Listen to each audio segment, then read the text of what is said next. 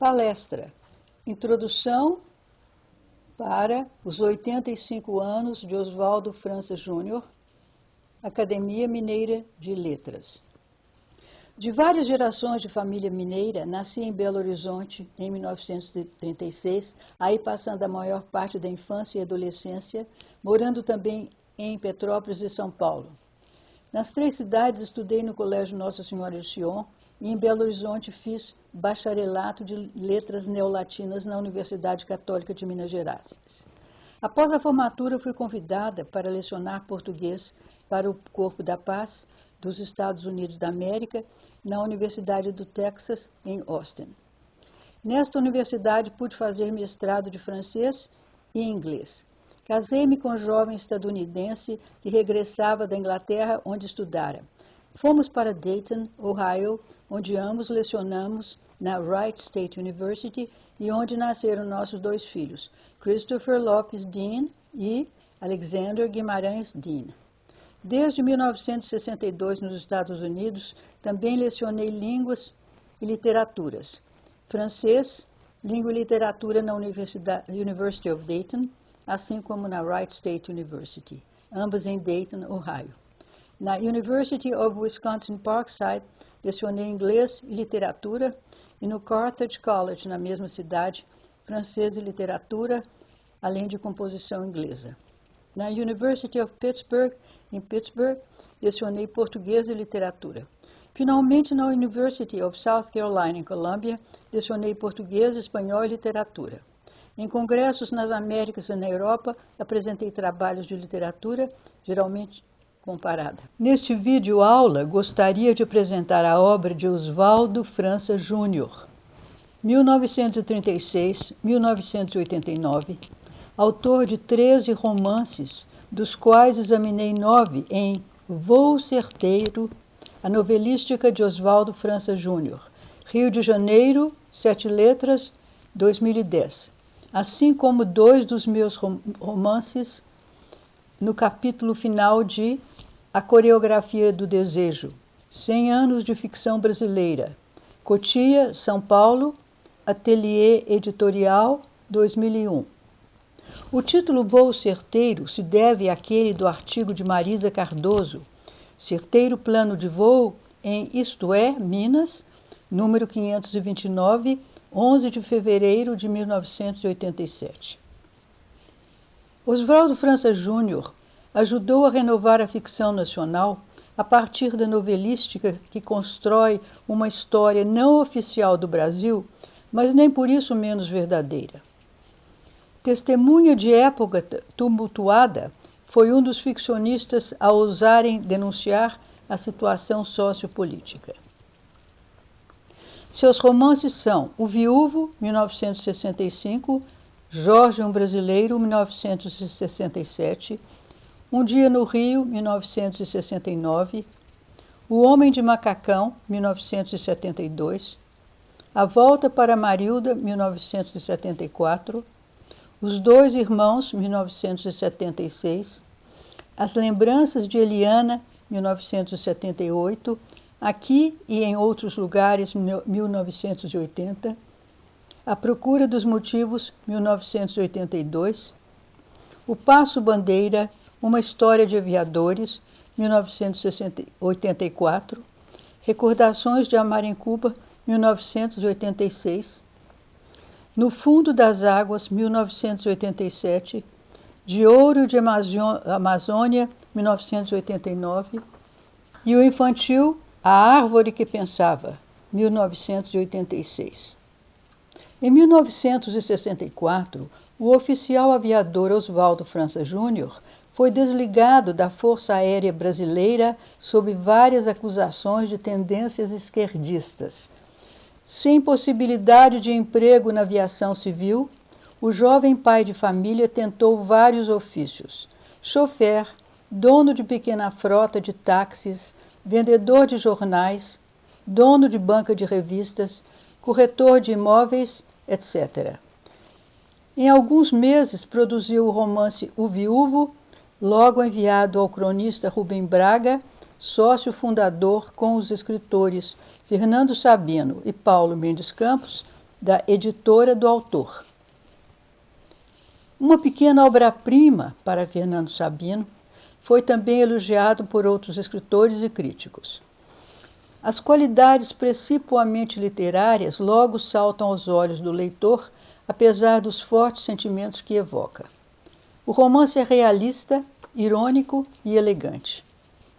O motivo da viagem, importante nesta ficção, liga-se àqueles da busca a movimentos e minúsculas transformações de vida diária, assim como a alegoria. A simplicidade da narrativa a princípio engana, pois o autor muito deixa à sagacidade do leitor, a quem é dado encontrar em cada romance a chave do código hermenêutico descrito por Roland Barthes. Cada um dos 12 livros apresenta notável continuidade e cada um deles oferece nova direção ao autor. A narrativa de O Viúvo é despojada e contida, apesar do forte sentimento que evoca. Trata não só de assuntos dolorosos, como a morte recente da esposa, como de outros que não ficam bem no contexto, a saber, brigas com parentes e amigos e encontros com a amante. O narrador autodiegético, o viúvo Pedro, fez assédio à comadre, mulher do sócio. Contudo, é importante notar que, aos poucos, Pedro muda a direção de sua vida, tornando-se pai afetuoso e disciplinador. Em Jorge, um Brasileiro, o protagonista é o chamado homem do povo, de classe baixa, cujo valor o autor reconheceu e ilustrou também em seus outros romances. Jorge, um Brasileiro, recebeu o Prêmio Valmap 1967, cujos juízes eram os célebres Guimarães Rosa, Jorge Amado e Antônio Olinto. O livro se tornou popular como filme e na televisão. De um certo modo, o romance indicou a descoberta de um novo herói, motorista e, portanto, operário. Nelly Novaes Coelhos, em Escritores Brasileiros do século XX, um testamento crítico, o analisa. Apesar da humilde posição social do protagonista, Jorge, um Brasileiro, presta-se à leitura mítica da viagem do herói, um dos temas mais antigos da literatura universal. Como Leopold Bloom, de James Joyce, Jorge é o homem comum que, contudo, não se limita à cidade, mas nos sertões luta contra a natureza, animais perigosos e outros seres humanos. Um Dia no Rio foi publicado em 1969. O protagonista Márcio, também lutador, tem o nome romano do deus da guerra. É o homem médio para o autor, pois como ele sofre vicissitudes políticas e profissionais que lhe dificultam o ganha-pão. Peripatético, toma o avião de Belo Horizonte para o Rio de Janeiro, onde passará 24 horas. O romance exibe a habilidade do autor quanto aos níveis temporais e espaciais. Como no Ulisses, de James Joyce, Márcio se verá no meio de Levante, em seu caso no Rio, situação histórica brasileira. Daí, Um Dia no Rio ser considerado romance joyciano. Joyce e Hemingway eram dois dos ficcionistas prediletos de França Júnior. Sobre Um Dia no Rio, diz autor haver tentado descrição real dos fatos e o conseguiu. Para ele, este romance é uma quase reportagem jornalística. Apesar do realismo político, o livro não foi censurado, como foram A Festa, de Ivan Ângelo, e Zero, de Inácio de Loyola Brandão. Em seu quinto romance, A Volta para Marilda, de 1974, a dupla construção. O impacto do cotidiano é um dos traços mais marcantes da ficção de França Júnior, como é em Machado de Assis, Carlos Drummond de Andrade e Clarice Lispector. Este cotidiano consiste em personagens modestas, intelectualmente despretensiosas, como os enredos. Contudo, segundo Regina Eagle, A Volta para Marilda revela surpreendente profundidade intelectual e emocional. Para Jorge Amado, França Júnior é romancista único e original, que não se parece com nenhum outro e é, contudo, o mais brasileiro de todos. Em A Volta para Marilda, a briga do narrador eletricista e amante ciumenta, Marilda, terminará com seu perdão, como indicado no título. Apesar de toda a ingratidão dela quanto à sua constante generosidade, inclusive a casinha que ele construíra para ambos. O autor crê que este romance indica nova direção em sua carreira. Ao escrever um romance, Oswaldo França Júnior parece querer ao mesmo tempo alcançar nova conquista técnica e perfazer a trilha da obra anterior.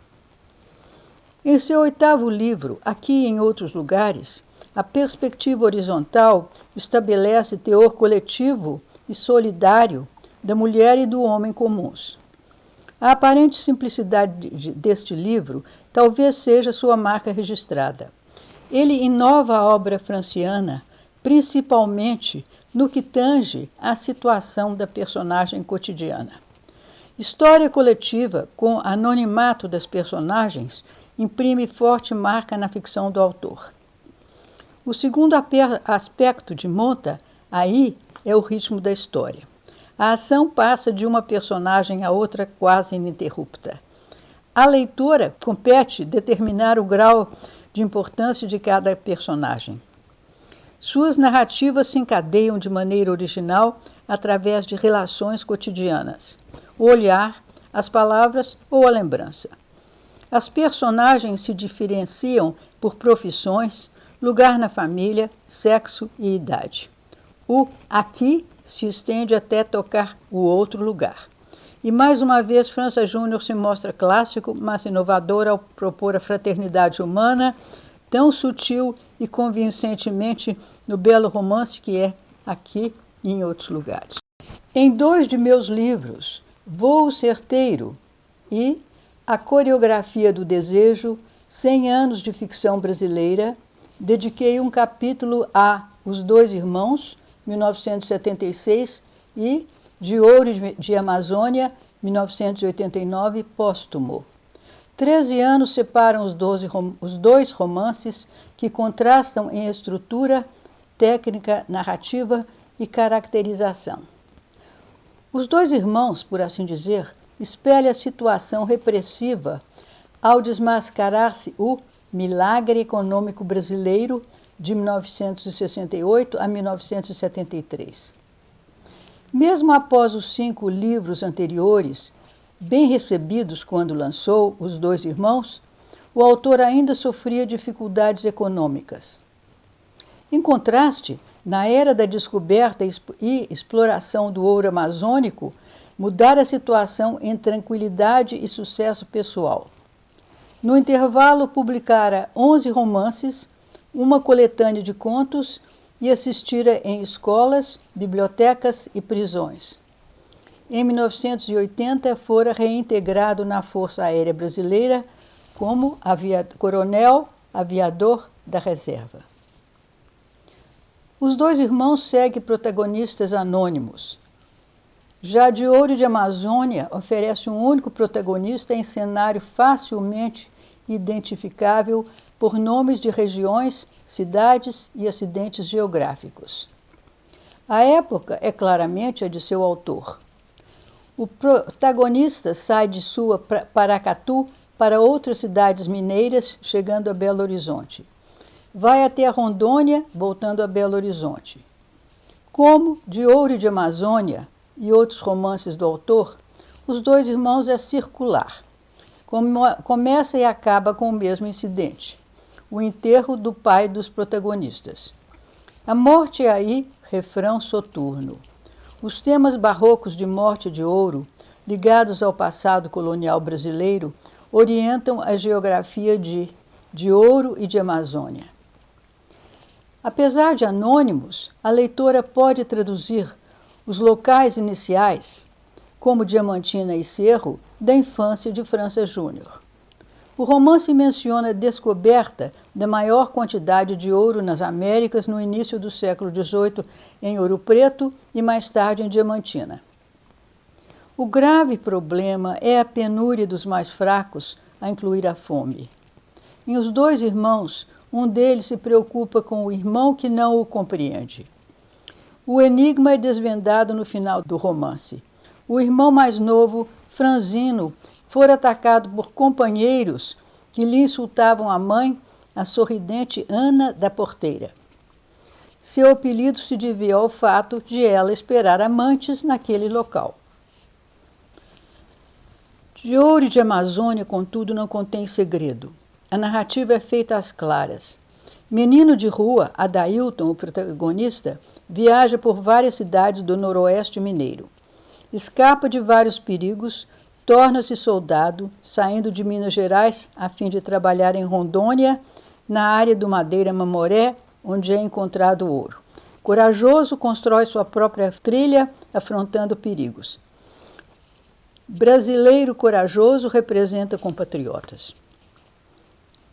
Ao escrever O Passo Bandeira, uma história de aviadores, 1984, como vários outros escritores chegados à meia-idade, Oswaldo França Júnior se propôs fazer do passado o presente em termos literários. Lançou O Passo Bandeira 20 anos após sua saída da aeronáutica. Tinha então 48 anos, 9 livros publicados e recentemente fora reformado na Força Brasileira como coronel aviador. A ação do livro segue, em termos autobiográficos romanceados, a história do Brasil de então. Trabalha o motivo da viagem, como em outros romances seus. Jorge, um brasileiro, Um Dia no Rio, A Procura dos Motivos, Recordações de Amor em Cuba e De Ouro e de Amazônia. Como o caminhão de Jorge, um brasileiro, este livro tem importante máquina, o avião. Explica o ex-aviador Paulo César, um dos narradores. Passo Bandeira é posição importante quando há pane. Como Saint-Exupéry, o célebre escritor e aviador francês popular no Brasil por seus romances autobiográficos ligados à aviação pioneira entre a França e as Américas, França Júnior também salienta a coragem dos aviadores, não obstante suas falhas de insensibilidade e ocasional covardia. No Fundo das Águas, 1987, como os romances precedentes do autor, é construído a partir da realidade contemporânea brasileira, incluindo fatos oficiais. Da perspectiva histórica, exibe apreciáveis inovações.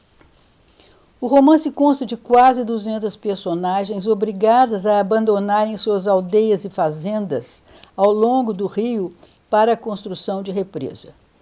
A base histórica de seu 12º livro é a implementação da parte hidrelétrica do binômio Energia e Transporte do governo Kubitschek, 1950 a 55. Segundo França Júnior, a base do romance deriva de conversa com o barqueiro na lagoa na qual ele pescava. E as águas chegaram e cobriram tudo.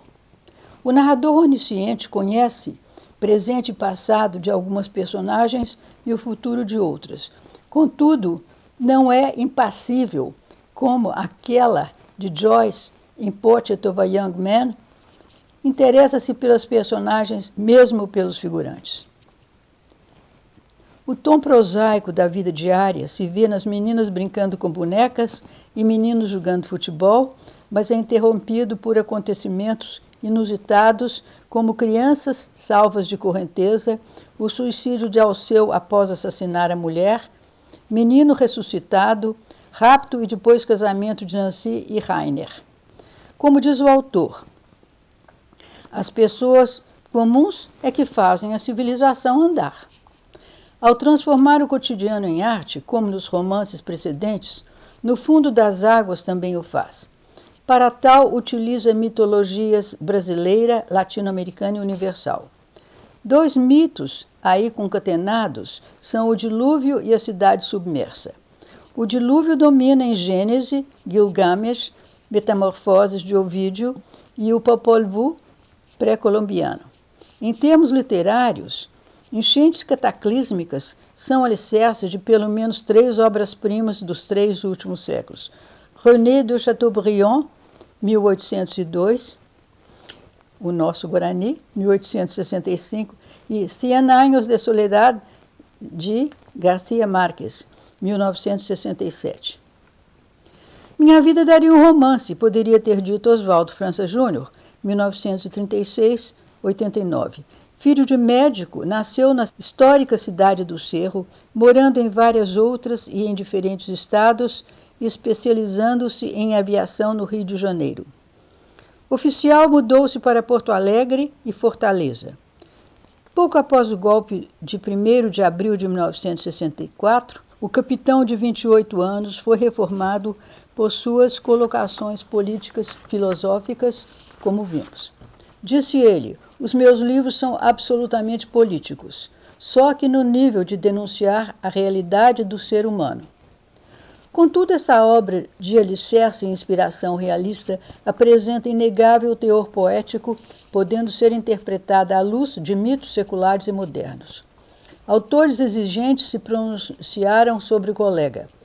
Para Jorge Amado, é um romancista único, original, não se parece com ninguém e é o mais brasileiro de todos. Não tive a honra de conhecer Oswaldo França Júnior, mineiro como eu e nascido no mesmo ano. Em 1988, escrevi-lhe solicitando entrevista caso obtivesse bolsa da University of South Carolina. Respondeu-me gentilmente no belo cartão do Anúncio de Carga Pesada, filme baseado em Jorge um Brasileiro, oferecendo-se para responder a perguntas. Obtive a bolsa e viajei de South Carolina para minha Belo Horizonte.